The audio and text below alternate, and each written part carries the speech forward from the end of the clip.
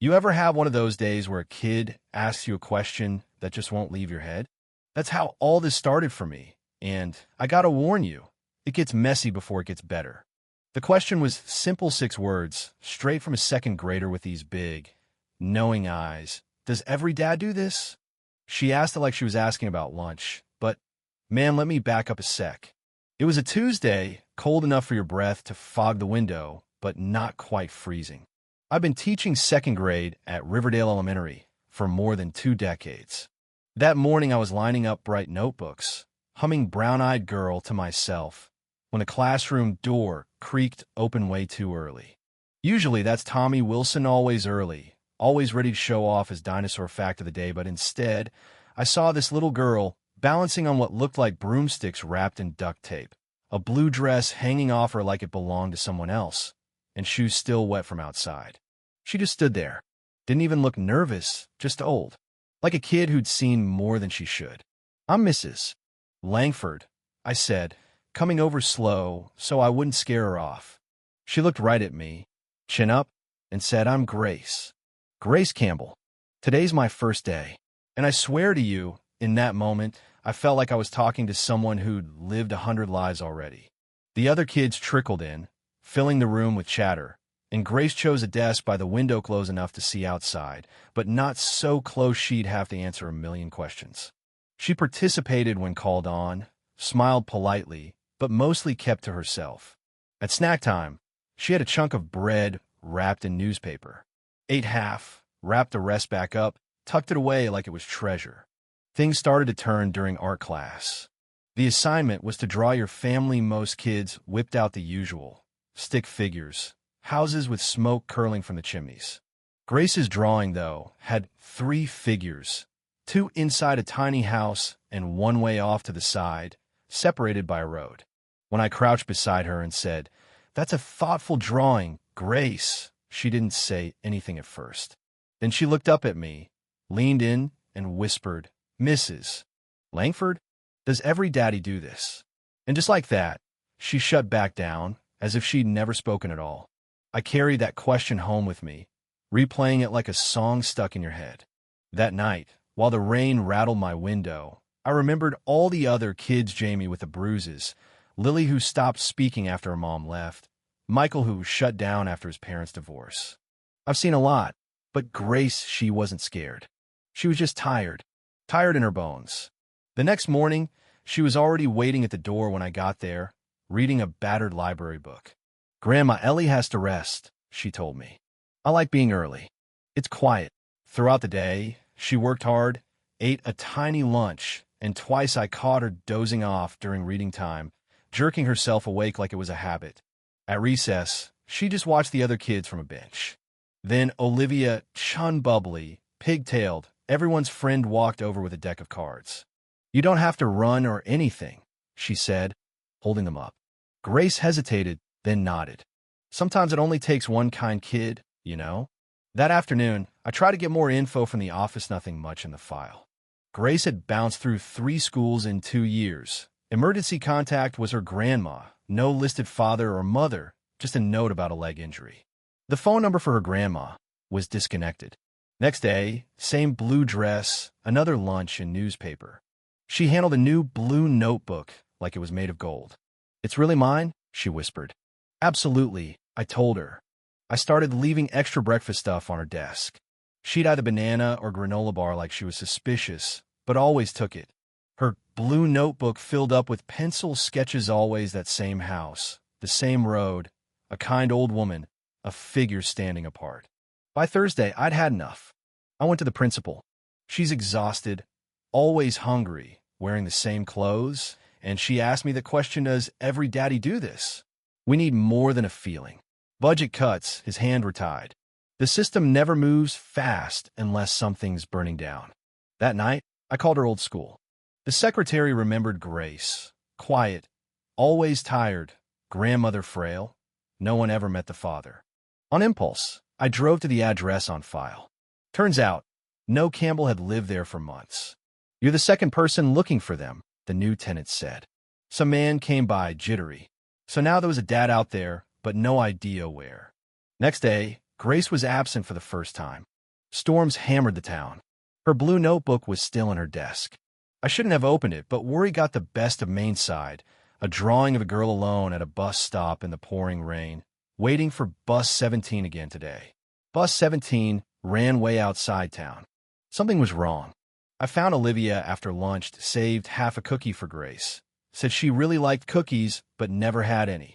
That girl, so thoughtful at 7. I decided to take action and reached out to my friend Melissa, who worked for child services.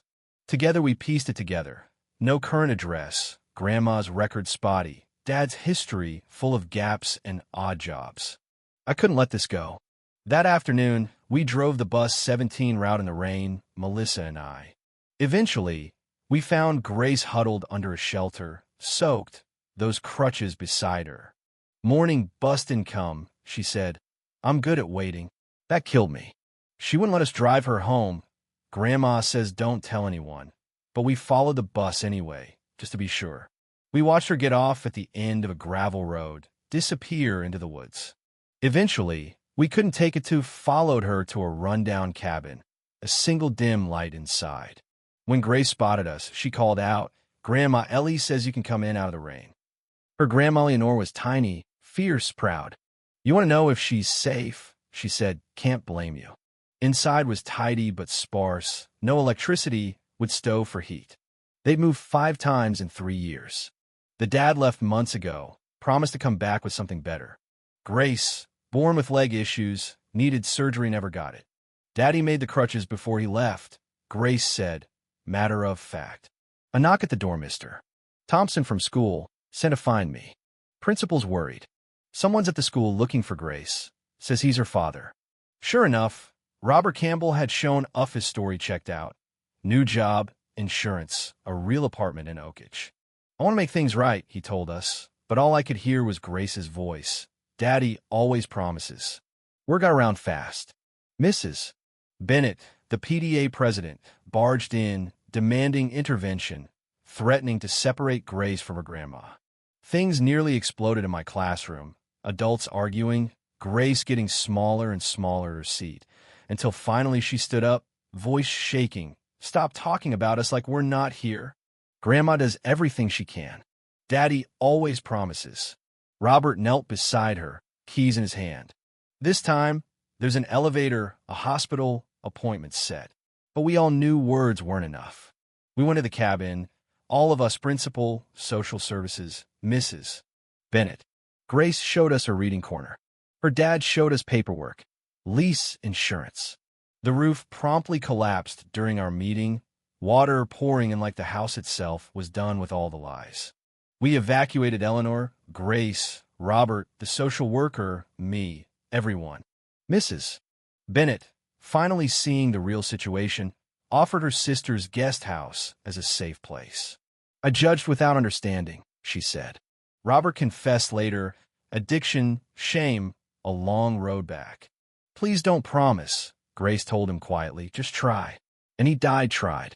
Doctor appointments, new crutches, therapy, real food. Grace's world opened up. Olivia made her a friendship bracelet first time she'd ever matched with a friend. She practiced her story for the winter showcase, a bird building a new nest after a storm. Robert went to counseling, Eleanor saw a doctor, the school rallied around. At the showcase, Grace wore a new blue dress, silver bird pin at her collar. Her dad was late, the empty seat beside Eleanor nearly too much for her to bear. But she went on stage anyway, told her story. A small bird with a crooked wing, a grandma, a traveling father who promised treasures but left empty nests. Does every father bird fly away and forget to come back? She asked the crowd. And right then, her dad slipped in, just as the story reached its hardest part.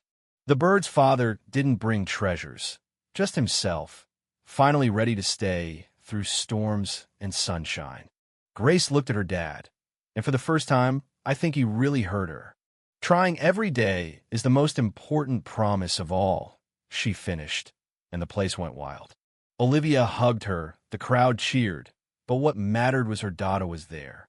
After they went home together, Eleanor, Robert, Grace, 3 generations rebuilding. Grace asked them, Can we be a real family? Not just live together, but really try. Robert gave her a key, said, "No more waiting, no more empty promises." They planted a tree at school, a symbol of starting over. As the whole community watched, Grace finally got her answer not from words, but from the people who stayed. So let me ask you, what does it take for a promise to matter? Is it enough to try, to show up, even when it's hard? Does every dad do this? No. But maybe every dad should at least try. And maybe, just maybe, families aren't about who leaves or who comes back, but about who stays when it counts. Drop your thoughts below. Tell me where you stand on this. What's the line between forgiveness and trust, between hope and reality? Who gets to decide when a family is enough? Because I promise you, in that auditorium, with one little girl and her blue notebook, I saw more courage than most adults muster in a lifetime. And that's something we should all think about.